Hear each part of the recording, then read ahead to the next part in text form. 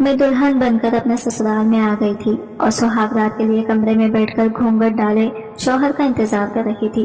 मैं बहुत घबराई हुई थी क्योंकि मैंने सुना था कि शौहर बहुत ही रोमांटिक है और रोमांटिक होने के साथ साथ बहुत खूबसूरत भी है। मैं नहीं जानती थी कि सुहाग रात में मुझे इसकी इतनी शिद्दतें बर्दाश्त करनी पड़ेंगी, क्योंकि वो तो एक नाजुक जिस्म का मालिक था और इसने तो मुझे सीधा बेड पर लिटाया और फिर मेरा दुपट्टा निकालकर मेरे दोनों अपने मेरा नाम शहनाज है। मेरी शादी होकर 2 साल गुजर चुके थे, क्योंकि ये शादी मेरी वालिदैन की मर्जी से हुई थी। मुझे भी अपने माँ बाप के फैसले से कोई परेशानी नहीं थी, क्योंकि मेरा शौहर बहुत ही खूबसूरत और हसीन था। हर कोई मेरे शौहर को देखता तो इसका दीवाना हो जाता और हर कोई इसे शादी करना चाहता था। शादी का दिन भी आ गया और शादी की तैयारियां बहुत धूमधाम से हो रही थी। मेरे ससुराल के खानदान को देखकर हर कोई इस खानदान की बहू बनना चाहती थी। आलीशान घर और वहां पर काम करने के लिए नौकर चाकर सभी इस घर में मौजूद थे। जिंदगी की हर ख्वाहिश इस घर में पूरी हो सकती थी, हत्ता कि जिंदगी की हर सहूलत मैसर थी। शादी के दिन तो मैं बहुत घबराई हुई थी। शायद हर लड़की शादी के दिन को घबरा जाती है। मैं जुनैद इकबाल के घर रुखसत होकर पहुंच गई थी और मेरा पहला कदम जुनैद इकबाल के घर में रख चुकी थी। इसकी अम्मी ने मुझे बहुत ही प्यार से मुझे बहू बनाकर लाई थी। आखिर मैं उनके बहन की बेटी जो थी। मेरे ससुराल में मेरी ननन और मेरे सास ससुर भी रहते थे। मेरी ननन शादीशुदा थी। मेरे ससुराल इतना लंबा चौड़ा नहीं था। मैं अपने ससुराल की रौनक देखकर बहुत खुशकिस्मत समझने लगी थी। मैं अपने कमरे की सजावट देखकर हैरान रह गई थी। जैसे मैं खूबसूरत नजर आ रही थी, वैसे ही मेरा कमरा भी बहुत खूबसूरत लग रहा था। मुझे बेड पर बिठा दिया था और बेड पर बैठकर अपने शौहर का इंतजार कर रही थी। मुझे कमरे में पहुंचा के सब लोग कमरे से जा चुके थे। जुनैद इकबाल कमरे में दाखिल होते ही वो मेरे करीब आ गया। मैं अपना मुंह छुपाए घूंघट में बैठी हुई थी। इसने पहले मेरे गले में मुंह दिखाई का गोल्ड नेकलेस दिया था और फिर इसके बाद मेरे चेहरे से घूंघट उठाकर मुझे गौर से देखने लगा, लेकिन इसकी नजर से मुझे अजीब सी वहशत नजर आई थी। इसकी नजरें अब मुझे बेचैन कर रही थी। थोड़ी देर बाद इसने कहा कि शहनाज, मुझसे ज्यादा की तौखा मत रखना। मैं उनकी बात सुनकर हैरान परेशान हो गई थी। मैं हैरान थी कि वो ऐसा क्यों कह रहे हैं। जुनैद इकबाल कहने लगा, मुझे तुममें कोई दिलचस्पी नहीं है, मुझे किसी मोहब्बत की उम्मीद मत रखना। मैंने हिम्मत करके जुनैद इकबाल से पूछा, आप ऐसा क्यों कह रहे हैं? इनकी बातें मुझे बहुत हैरान कर गई थी। फिर भी मैंने इसे पूछा तो कहने लगा, अपना दुपट्टा उतार कर मुझे दो। मैंने कहा, क्यों? तो इसने खुद मुझसे दुपट्टा लिया और अपने गले में डालकर कहा कि ये दुपट्टा मुझ पर कैसा लग रहा है? मैं तुमसे भी ज्यादा हसीन लग रहा हूँ इस दुपट्टे में। मगर मुझे देखने के लिए बिल्कुल भी हिम्मत ना हुई। जुनैद इकबाल फिर से मेरे करीब आया और कहा, यह बात किसी को भी मत बताना। यह बात कमरे से बाहर नहीं जानी चाहिए, वरना तुम बहुत अच्छे तरीके से जानती हो मैं तुम्हारे साथ क्या कर सकता हूँ। इसलिए बेहतर होगा कि तुम खामोश हो जाओ और इस राज को अपने सीने में ही दफन कर दो। मेरे वालिदैन को अपने माँ बाप की तरह समझकर इनकी खिदमत करना और मेरा हर हुक्म पर तुम हामी भरना और मेरे मामलात में दखल अंदाजी बनने की कोशिश मत करना। तुम्हें इस घर में कोई तकलीफ नहीं होगी और किसी चीज की जरूरत हो तो इस जरूरत को पूरी कर दी जाएगी। इसकी बातें सुनकर मुझे बहुत दुख हुआ था। मेरी आंखों में आंसू टप टप गिर रहे थे। मैंने अपनी जबान को सी लिया था और मुझसे पूछने लगा कि तुम्हारी लाल लिपस्टिक कहाँ पर है? तो मैंने इसे इशारे करने पर इसने दराज खोल के वो लाल लिपस्टिक उठाकर अपने होठों पर लगाने लगा। मैं बेजान सी हो गई थी और अपने कपड़े बदलकर बेड पर लेट गई। मेरे लेटते ही जुनैद ने कहा, यह तुम्हारा बेड नहीं है, क्योंकि मैं किसी औरत को यहाँ बर्दाश्त नहीं कर सकता। मैंने तकिया उठाया और सोफे पर जाकर बैठ गई, मगर वो रात जैसे पहाड़ जैसी थी। मैं एक नामुकम्मल इंसान की बीवी थी। यह ख्याल आते ही मुझे कुछ होने लगता। मेरे देखते ही देखते वो औरत की तरह तैयार हुआ। अपना रेशमी लिबास पहना था, साथ ही मेरा लाल दुपट्टा ओढ़ लिया और बेड पर लेट गया। थोड़ी ही देर बाद जब मैंने देखा तो वो सो चुका था। मेरी सारी रात आंखों में ही कट गई। नींद आने ही लगी थी कि फजर की अजानें होने लगी। मैंने नमाज पढ़ी और दोबारा लेट गई।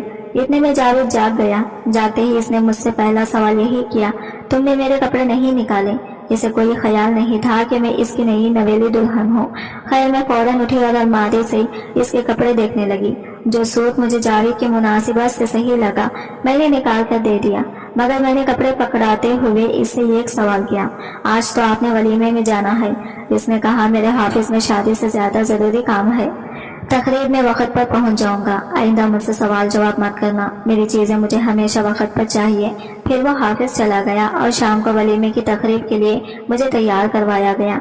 मगर मेरे दिल को किसी भी बनाव सिंगार में दिलचस्पी नहीं रही थी।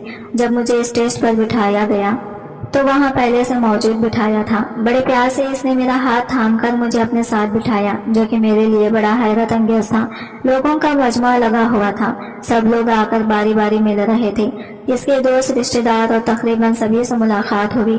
थोड़ी देर के बाद एक अजनबी मगर काबिल कबूल चेहरा जावेद के पास आया। इसे सलाम किया और गले लगाया। साथ ही मुझे भी सलाम किया। जावेद ने मुझे बताया कि ये भी इसका दोस्त है।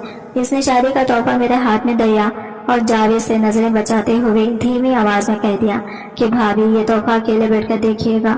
मुझे ये सब अजीब सा लगा था।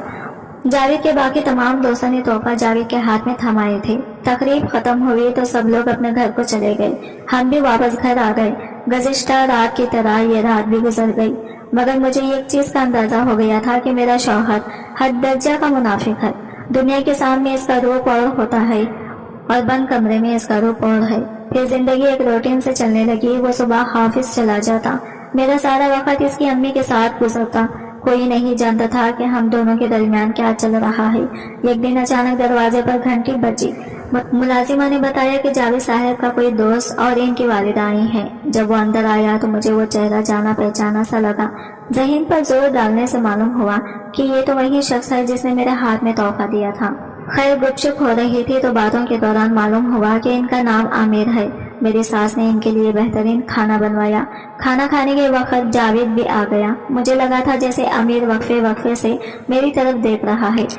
खाने के बाद मेहमान घर को रवाना हो गए, मगर जाते जाते मुझे और जावेद को अपना घर दावत पर मदवा कर गए। जिस दिन आमिर के घर दावत पर जाना था, इससे एक रात पहले जावेद ने मुझसे पूछा कि तुम कल कौन सा जोड़ा पहनोगी। मैंने इसे बताया ये वाला पहना है। इसने मेरे हाथ से वो जोड़ा ले लिया और कहा तुम ये नहीं पहनोगी। मैंने जबरदस्ती इसे जोड़ा लेने की कोशिश की तो इसने मेरे हाथ से खींच लिया।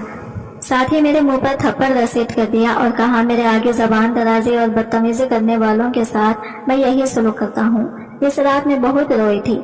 अगले रोज दोपहर के वक्त मैं और जावेद तैयार होकर कमरे से बाहर निकले तो जावेद ने मेरा हाथ थाम लिया और मुझे मेरी सास के पास ले गई। उन्होंने हम दोनों की खूबसूरती को सराहा और कहा अल्लाह ताला तुम दोनों को सलामत और खुश रखें। बस अब मुझे जल्दी से दादी बना दो। इनकी इस बात पर मेरा दिल परेशान सा हो गया। फिर हमने इन्हें खुदा हाफिज कहा और हम गाड़ी में बैठ गए। गाड़ी में बैठते ही जावेद ने नया हुक्म सादर कर दिया, मेरे वालिदैन की हर बात का जवाब खुश इखलाकी से दिया करो। अगर वो कोई गलत बात भी करें तो तुम मुस्कुराकर जवाब देना। अब तो मुझे जावेद से खौफ आने लगा था। सारा सफर यूं ही खामोशी से कट गया। उमेर के घर पहुंचे तो इसकी वालिदा और वो गेट पर हमारा इंतजार कर रही थी। हम दोनों अपने चेहरे पर मनसूई मुस्कुराहट सजाए सबसे मिले और फिर इनके पास बैठ गए। उमेर और जावेद आपस में बातें करने लगे और मैं उमेर की वालिदा के हमरा बैठ गई। खाने की मेज पर उमेर की नजरें मुझ पर वाज़ा तौर पर थी, जो कि मुझे अजीब सा बेचैन कर रही थी, मगर मैंने इसे नजरअंदाज कर दिया।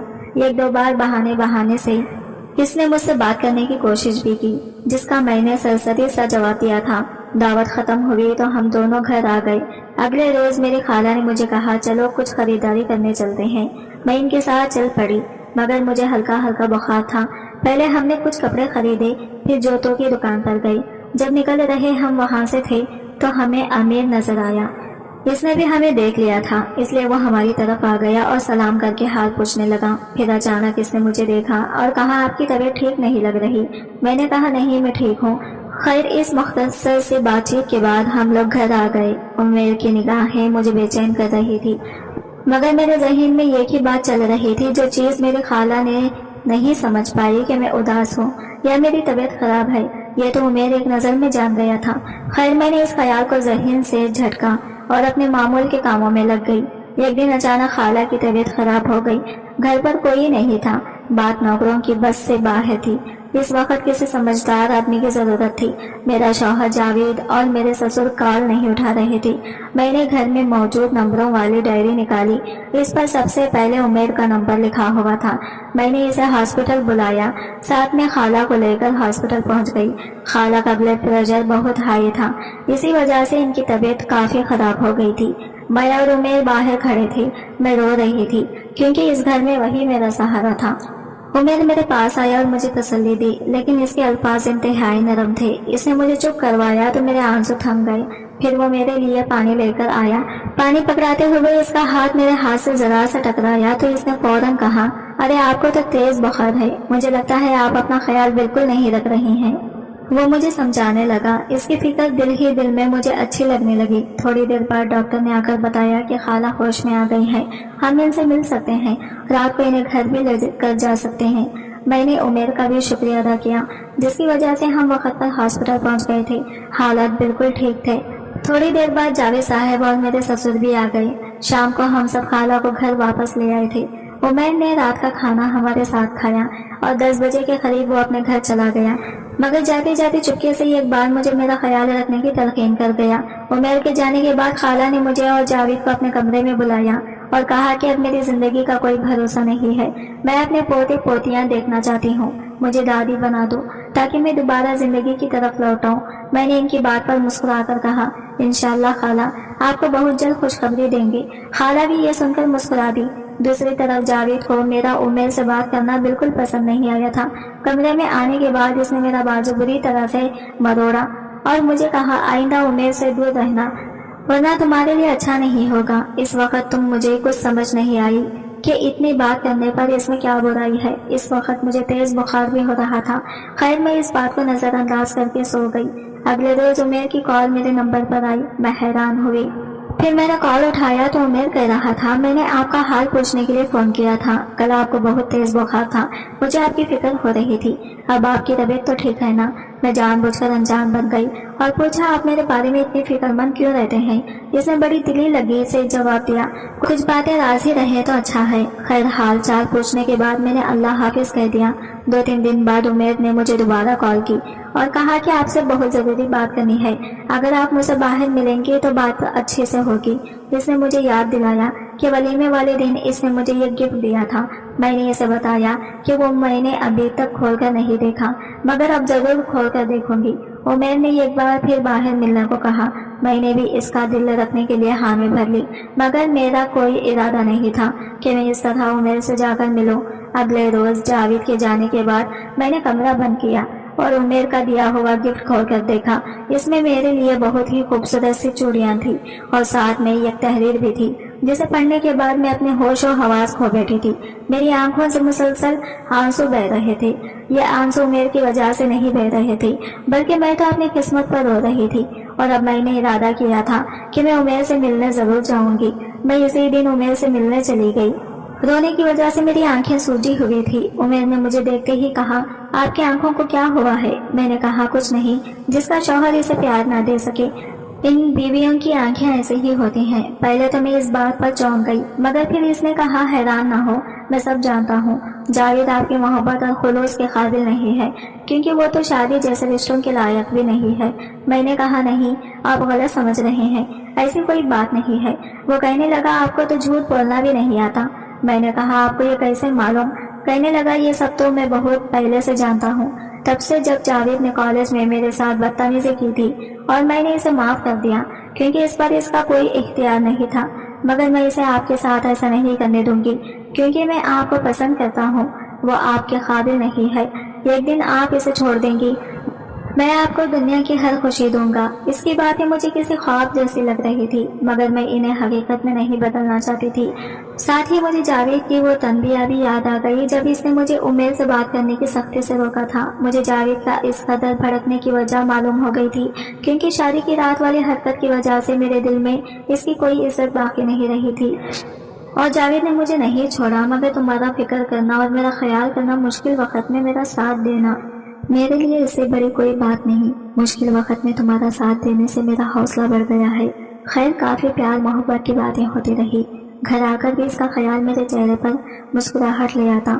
जावेद का लड़ना झगड़ना कुछ भी महसूस न होता। शादी को 1 साल होने वाला था। मैं और जावेद किसी भी तकरीब में जाते तो लोग पहले बच्चे का सवाल पूछते, जिसे सुनकर मुझे बिल्कुल बुरा न लगता, क्योंकि बच्चे का मुतालबा इसे अपनी ही कमजोरी महसूस होता था। अब बस मुझे जावेद की मोहब्बत की भी परवाह नहीं थी।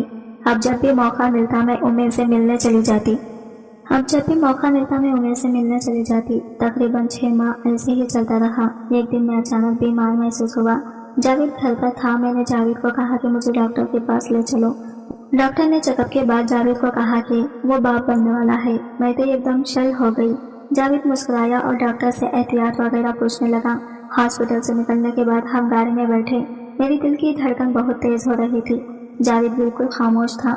घर आते ही इसने सबको बता दिया कि मैं माँ बनने वाली हूँ। सब खुश थे। ये कहकर जावेद कमरे में चला गया। मैं भी इसके पीछे कमरे तक आ गई। मुझे देखते ही जावेद मुस्कुराने लगा और बोला, चलो आज ये मसला भी हल हो गया। अब कोई मुझसे सवाल नहीं करेगा और ना ही कोई मेरी मर्दानगी पर शक करेगा। मैं इसकी बात सुनकर परेशान हो गई। फिर इसके अगले सवाल ने मुझे और परेशान कर दिया। कहने लगा, अच्छा ये तो बताओ ये बच्चा किसका है? पहले तो मैं चुप रही, फिर मैंने डरते डरते जवाब दिया, ये बच्चा उमेर का है। ये सुनते ही इसका दिमाग चकरा गया। कहने लगा, ये क्या बकवास कर रही हो? उमेर सिर्फ मेरा है, तुम्हें इसके बच्चे को जाया करवाना होगा। मैं इसके इस रद्द अमल के लिए बिल्कुल तैयार न थी। मैंने कहा, मैं ऐसा हरगिज नहीं करूंगी। इसने मुझ पर बहुत गुस्सा किया। इसके रवैये पर मैं हैरान हो गई। मैंने इस वक्त खामोश रहना मुनासिब समझा। इसके बाद रात गए तक मैं अपने बच्चे को बचाने की तरकीबें सोचती रही। रात के 2 बजे का वक्त था जब जावेद सोया हुआ था। मेरे ज़हन में तरकीब आई कि मैं यहाँ से भाग जाऊँ। शायद यही वाहिद हल था, क्योंकि बच्चे को इससे ज़्यादा बचाने के लिए मैं और कुछ नहीं कर सकती थी। सुबह होते ही जावेद मुझे ज़बरदस्ती डॉक्टर के पास ले जाता और मेरा उबाशन करवा देता। मैं चुपके से घर के पिछले दरवाजे से बाहर निकली और रोड पर दीवाना वार चलने लगी। मुझे इस वक्त कुछ भी समझ नहीं आ रहा था कि मैं किस तरफ जाऊं। रात के इस वक्त कोई रिक्शा भी नहीं था। मेरे दिमाग में बस एक ही बात थी कि मुझे जावेद से दूर जाना है, बहुत दूर, ताकि वो मेरे बच्चे को नुकसान न पहुंचा सके। मगर शायद कुदरत को कुछ और ही मंजूर था। अचानक एक गाड़ी आई और इसे मेरी टक्कर हो गई। मेरी आंखों के आगे आखिरी मंजर ढलना अंधेरा था। मेरी आंख खुली तो मैं हॉस्पिटल के बेड पर थी। मेरे सामने उमेर बैठा था। मैं नहीं जानती थी वो यहाँ कैसे आया। इसे कैसे मालूम हुआ कि मैं घर से बाहर जा रही हूँ। इसे देखते ही मैंने कहा, उमेर प्लीज मेरे बच्चे को बचा लो। इसने मुझे तसल्ली देते हुए कहा, शाहीन अब तुम्हारा बच्चा इस दुनिया में नहीं रहा। मेरे तो ये बात सुनते ही दुनिया लुट गई। मैं रोने लगी थी। उमेर ने मुझे बहुत तसल्ली दी। इसने कहा, बच्चा दोबारा भी हो सकता है, परेशान होने की जरूरत नहीं। वो मुझे चुप करवाने की कोशिश कर रहा था, मगर मेरे आंसू थम नहीं रहे थे। उमेर मुझे तसल्ली दे रहा था, मगर मुझे लग रहा था मेरी जिंदगी में कुछ बाकी नहीं है। इस दिन के बाद मेरा किसी से बात करने का दिल ना चाहा। एक रात मुझे ख्वाब में लगा जैसे जावेद मेरे पास आया है। वो मुझसे कह रहा था कि अब तुम्हें मुझसे कोई नहीं बचा सकता। इस दिन में दोबारा पर सुकून नींद न आई। उमेर ने बहुत कोशिश की कि मेरा दिल बहल जाए। वो मेरे चेहरे पर मुस्कुराहट देखने के लिए तरस रहा था, मगर मेरे अंदर कुछ बोलने की सिकत नहीं थी। बिला के डॉक्टर्स के 6 महीने की मेहनत के बाद मैं उठकर चलने फिरने और बोलने के काबिल हुई। मुझे इसने अपनी मोहब्बत का बार बार यकीन दिलाया। उमेर की मोहब्बत का खूबसूरत इजहार सुनकर मेरी जिंदगी हसीन लगती। इसने मुझे अपने साथ चलने का कहा, जिस पर मुझे कोई एतराज नहीं था। मैंने इससे कहा, तुम्हारे घर वाले नहीं मानेंगे, मगर इसने मुझे ये खुशखबरी सुनाकर एक बार फिर जिंदगी की उम्मीद दे दी कि वो अपने घर वालों को पहले ही मना चुका है। इसके साथ मुझे बिल्कुल शहजादियों वाला एहसास हुआ। इसने जावेद के खिलाफ खुला का मुकदमा दायर कर दिया। बहुत जल्दी ही हमारी तलाक हो गई। इद्दत पूरी होने के बाद उमेर ने मुझसे निकाह कर लिया। शुरू में उमेर की अम्मी का रवैया मेरे साथ जरा सख्त था, जिसकी बड़ी वजह यह थी कि वो मेरी खाला की बेहतरीन दोस्त रह चुकी थी। मगर उमेर की मोहब्बत सख्ती से कई गुना बढ़कर थी। आहिस्ता आहिस्ता आंटी ने मुझे पसंद करना शुरू कर दिया। उन्होंने मुझे दिल से कबूल कर लिया। अब मैं दोबारा माँ बनने वाली हूँ। आज उमेर और मैं अपने किए गए गुनाह की भी अल्लाह ताला से माफी मांगते हैं। बेशक वो माफ करने वाला है। उमेर निकाह से पहले ये गुनाह नहीं करना चाहते थे, मगर मैं बहक गई थी। उन्होंने जो गिफ्ट मुझे दिया था, इसमें भी यही लिखा था कि तुम्हारा शौहर जावेद शादी के लायक नहीं है। तुम इसके साथ कभी भी खुश नहीं रह सकोगी। तुम मुझे पहले ही नजर में बहुत अच्छी लगी हो। मैं चाहता हूँ कि तुम अपने शौहर को छोड़कर मुझसे शादी कर लो। अगर मैं इस वक्त उमेर का कहना मान लेती तो हम दोनों से इतना बड़ा गुनाह कभी भी ना होता।